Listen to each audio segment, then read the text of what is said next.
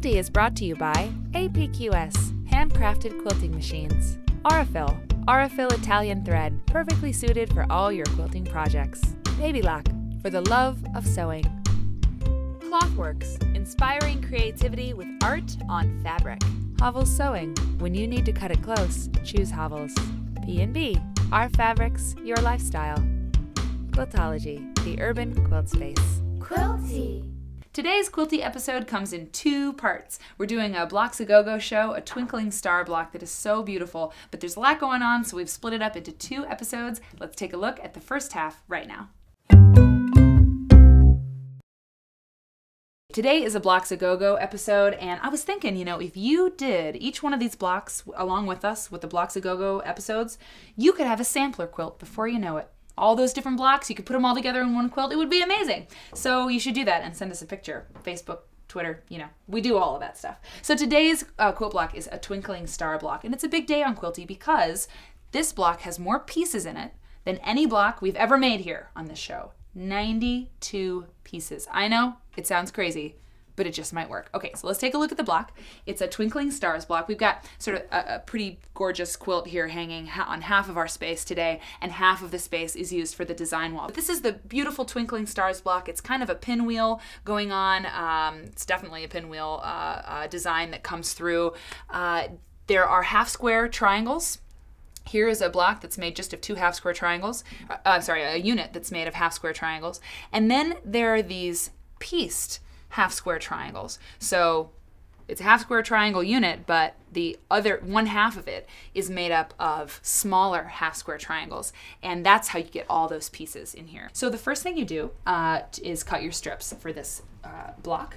And you'll need a few different sizes. You want 3.5-inch strips for the half square triangles, right? So when you make this unit, when you're making that unit, you're gonna need half square triangles cut from 3.5-inch strips. So that's what your triangles look like when they're cut from this strip, and that's the triangles from the darker blue. And we used the 1/2 1/4 triangle ruler for this, which we've used before on the show. It's so great. I don't know how I could live without it. And strip width, the black numbers down this side of the ruler tell you how big your strip has to be or how wide your strip has to be. Ours is 3.5, and it tells us if we have a 3.5-inch strip, the half square triangle is going to finish 3 inches, and that's exactly what we want. So we have a 3.5-inch strip. We put our triangle ruler down there. We cut along this line, and then we flip our fabric and get a bunch of those triangles. We're going to need a bunch of those from the light blue, and we'll need a bunch of them from this gorgeous batik. This is a P&B batik. I love it. That we need those triangles from that fabric as well.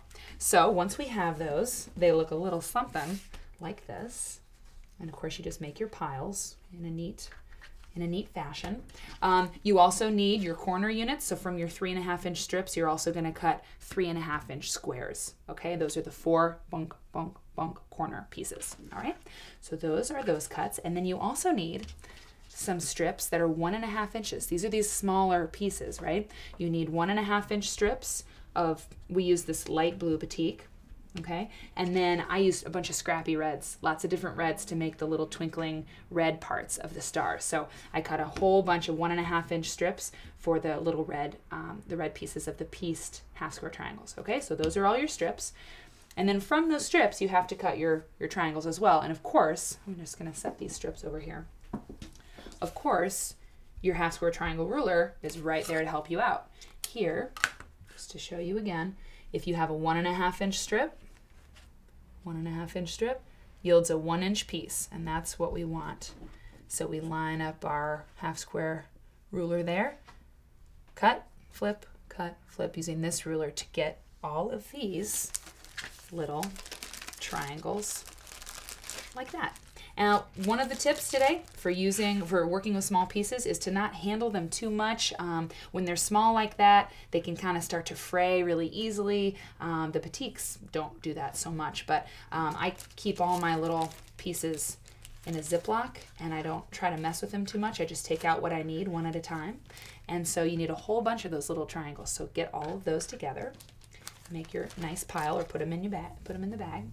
And of course, all your scrappy red triangles too. So once you have amassed tons of those and your cutting is done, you're ready to start building your block. Okay, so the first part that we're gonna make is this pieced half square triangle. So the first thing you wanna do is take one blue piece and one red piece, put right sides together, and like I said, you're gonna make a lot of these little guys too. So you put your right sides together. See, it's trying to fray a little bit.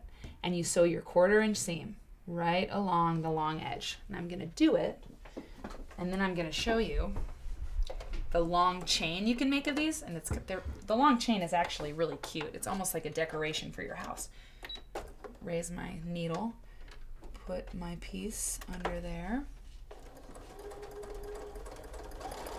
And sew my 1/4 inch seam. What I would do is just assembly line. Blue, red, blue, red, blue, red, and then what you get when you keep going and going and going is this really long string of these little guys, right? Doesn't this look like something you could hang over a door or something? I don't know. Guys, anyone? No, maybe not. Okay, well, it's just me. But so once you have this long string of these pieced half square triangles, you snip them apart, take them over to your ironing surface. You could finger press these. You know, sometimes we talk about finger pressing. You don't need to maybe give these a lot of heat. I mean, it's just, they're really small pieces and you're gonna press the whole unit once you're done with it. But you obviously need to snip them all apart. And if you did give them a little bit of heat, you could set the seam, that would be fine. And then fold over. I'd press toward the dark as usual. And one of the things that's kind of time consuming about this block is it is a more time consuming block than others. These little dog ears, I like to get rid of them. I'm just gonna do it on the floor, but usually a little paper sack or something, you can clip your dog ears into that so you don't have your messy sewing area. But what you get when you do that is this little tiny half square triangle, right? I've made some other ones, and you need a whole bunch of these. So clip off your dog ears so you have a nice, clean little half square, okay? So once you have a bunch of those, you begin to build this piece. It's just a pyramid basically, and I put all the red toward the bottom. So that piece goes down like that. This piece goes in next. I'm just gonna lay it out and then we'll see if we can sew one. We don't have tons of time. This block does take a little while, so I'm gonna do what I can to be time efficient here.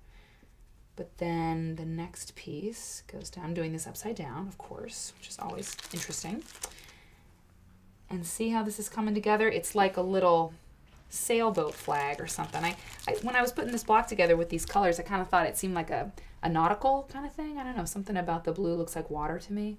So this is this. I know it looks really big, but when you put that 1/4 inch seam in, it sucks up all that extra fabric. The first step, once you've got all your little tiny units, is to join this piece, right sides together, to that piece. There's your 1/4 inch seam, okay?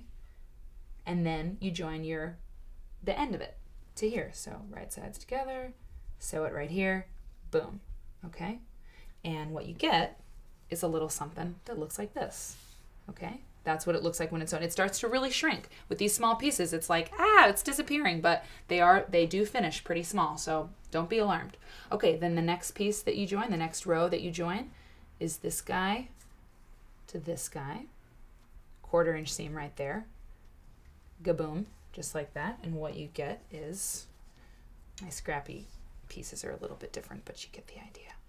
Okay, that's what you get there. And then you have a little tail here. Okay, so what we'd like to do now is join these rows. And then you have your half square triangle unit. It's a pieced half square triangle. So then you add on either the light blue triangle to finish that unit, or your dark triangle to finish the unit. And you have, eventually, these guys right here. So that's that. And join us on the next installment of this Blocks A Go-Go episode, where we start putting things up on the design wall and we finish this fabulous block. Quilty is brought to you by APQS, handcrafted quilting machines.